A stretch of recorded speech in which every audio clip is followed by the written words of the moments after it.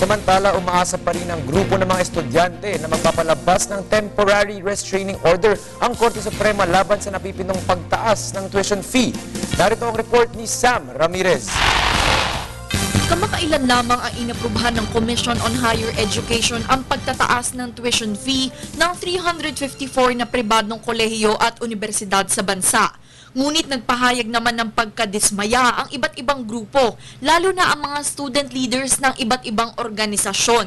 Kasama dito ang Grupong Kabataan at ang National Union of Students of the Philippines. Hinimok nila ang Supreme Court para ideklarang illegal at unconstitutional ang CHED Memorandum Order 3-2012 o Enhanced Policies, Guidelines and Procedures Governing Increases in Tuition and Other School Fees, Introduction of New Fees, and for other purposes. Ito raw aniya ang siyang responsable sa pagtataas ng matrikula sa bansa.